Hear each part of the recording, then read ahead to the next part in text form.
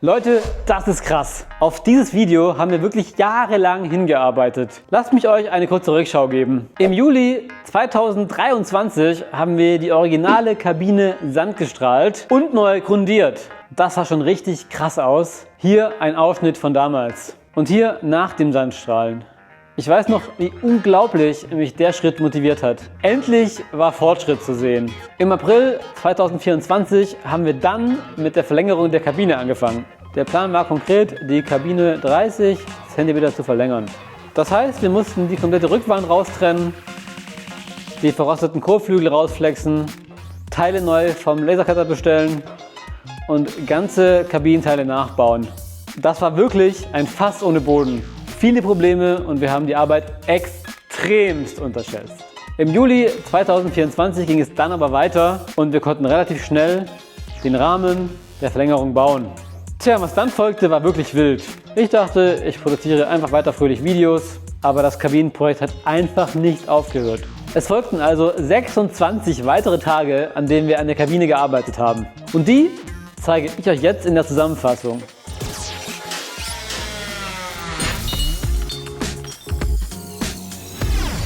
Im August 2024 wurde das hintere Gerüst fertig geschweißt und der größte Teil der Rückwand angebracht.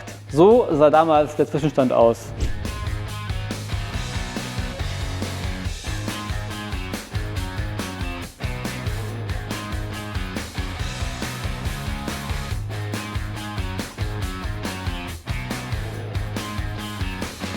Und ein paar Tage später habe ich mich dann um das Verschweißen der beiden Bleche auf dem Dach gekümmert. Das war eine gottlos undankbare Arbeit. Die alten Bleche waren teilweise so dünn, dass ich zunächst mehr Löcher reingemacht als zugeschweißt habe. Neben dem Dach habe ich auch die Seiten alle zugeschweißt. Das habe ich am 3. Tag angefangen und war natürlich noch lange nicht fertig. Mittlerweile war es September 2024 und ich habe im Akkord weitergemacht. Schweißen, flexen, schweißen, flexen. Immer weiter. Das Dach war verschweißt. Die Seiten waren einigermaßen fertig. Tja, und dann war erstmal Urlaubszeit. Ein Monat ging nichts. Und es war Oktober 24. Aber ich war nicht ganz untätig. Das Dach war die erste Runde abgeschliffen. Und teilweise habe ich auch mit Epoxykleber gearbeitet, um ein paar Unebenheiten am Dach auszugleichen. Im November hatte dann auch Dennis endlich wieder einen freien Slot für mich. An diesem Tage haben wir sehr viele Kleinigkeiten erledigt. Die Verlängerung weiter auf der Rückseite zugeschweißt. Und ich habe auf der Vorderseite versucht, einen abgebrochenen Teil der Regenrinne am Dach vorne mit Metallkleber nachzuformen. Ob das geklappt hat, seht ihr später in diesem Video. Im Februar 2025 haben wir es dann geschafft, das neue Bodenblech für die Beifahrerseite einzuschweißen. Wir haben übrigens 3 mm dicke Bleche genommen, das Originalblech war 1 mm dick. Am anspruchsvollsten an diesem Tag war es, den Teil zu formen, der sich auf der Innenseite der Kabine über dem Rad befindet. Der ist nämlich geschwungen. Und dann war wieder Pause mit dem Kabinenteilprojekt. Mittlerweile war es April 2024 und ich habe angefangen, den Fußraum komplett abzudichten. Ich wollte das alles irgendwie zuschweißen. Bitte fragt mich nicht warum. Ich hatte einfach, weiß ich nicht, Bock drauf. Darum habe ich auch im selben Monat einen weiteren Abend mit dem Zuschweißen der Rückwand verbracht und dann letztlich sogar noch einen 3. Abend im April in die Kabine versenkt habe. Unterm Strich habe ich meistens 4 Stunden an einem Abend an der Kabine gearbeitet. Mehr hält man einfach nicht aus. Das ist so monotone Arbeit und irgendwann ist man so baked.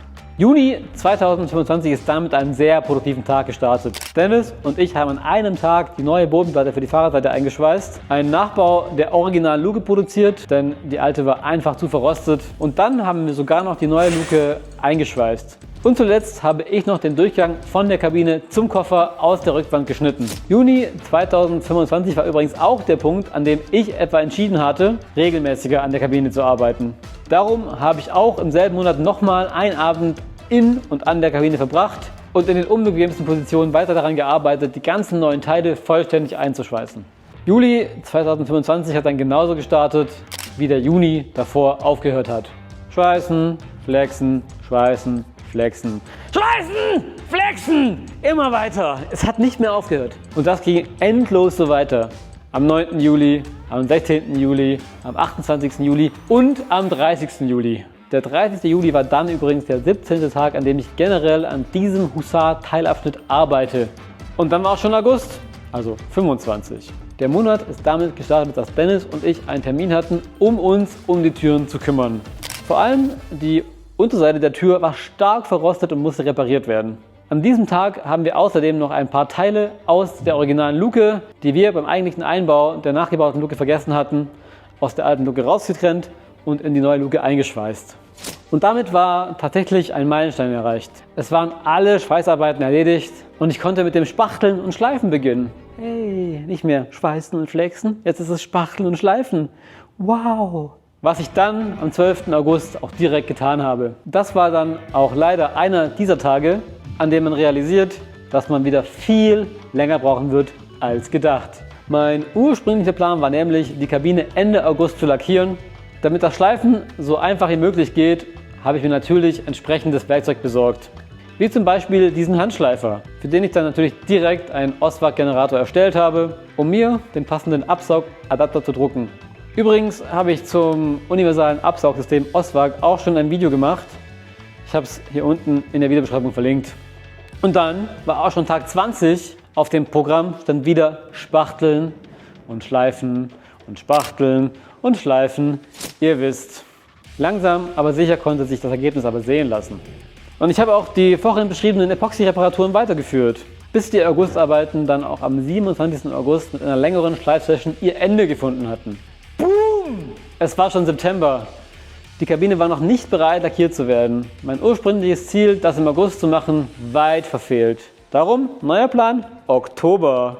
Aber der Weg war noch weit. Also habe ich den ersten Kabinenabend im September wieder mit, ihr wisst schon, Spachteln und Schleifen verbracht.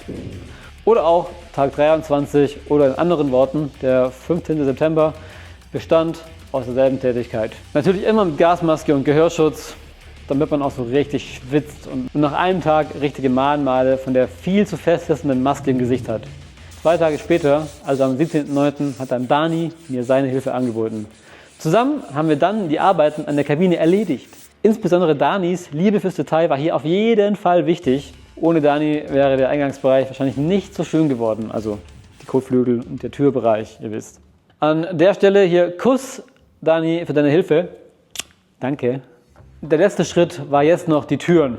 Auch die mussten natürlich gespachtelt und geschliffen werden. Dafür habe ich mir dann sogar ein paar Spachtel gedruckt und sogar eine 20 cm breite Version der Spachtel erstellt. Das habe ich nämlich gebraucht, um die Türen besonders sauber zu bearbeiten. Das Bearbeiten der Türen war dann, Gott sei Dank, thanks God, an einem Abend zu schaffen. Ich habe zuerst die Innenseite gemacht, dann einen Teppich ausgelegt, damit nichts weiter verkratzt und mich dann um die Beulen auf der Außenseite gekümmert. Hier hatte sich die Tür durchs Schweißen leider ein bisschen verzogen. Im Hintergrund seht ihr übrigens, wie ich zwischendurch noch kurz die Zeit nutze, in der ich warten muss, bis die Spachtelmasse ausgehärtet ist und unsere Motorhaube mit einer Schicht Harz einschmiere. Die Motorhaube muss nämlich auch lackiert werden. Wie wir das gemacht haben, seht ihr im nächsten Video. Lasst doch also direkt ein Abo da, damit ihr das nicht verpasst. Und das war's. Die Kabine ist fertig und an der Stelle schon mal Spoiler. Es sieht so aus, als könnte ich meinen Termin einhalten, also Oktober, und die Lackierarbeiten können wie geplant stattfinden. Was sagt ihr dazu? Hättet ihr euch diesen Aufwand gegeben? Ich habe insgesamt über 128 Stunden an dieser Kabine gearbeitet. Wir haben wirklich alles daran getauscht. Etliche rostige Teile komplett nachgebaut, eine ganz neue Luke eingebaut, neue Bodenplatten, die ganze Kabine um 30 cm verlängert, dafür ein Gerüst gebaut. Echt krass! Ich bin jedenfalls sehr froh, dass dieser Part jetzt erledigt ist und die nächsten Hussar-Teilprojekte wieder kleiner werden. Und ich bin natürlich schon so unglaublich gespannt, wie die Kabine aussieht, wenn sie frisch lackiert ist. Und in RAL 1002 Sandgelb erstrahlt. Natürlich matt. Hättet ihr auch diese Farbe genommen? Schreibt es mir gerne unten in die Kommentare. Und lasst ein Abo da. Das Video über die fertig lackierte Kabine kommt wahrscheinlich demnächst. Also wenn nichts mehr schief geht. Also drückt mir die Daumen. Das war's. Ich brauche jetzt eine Pause und dann sehen wir uns bald wieder. Ciao!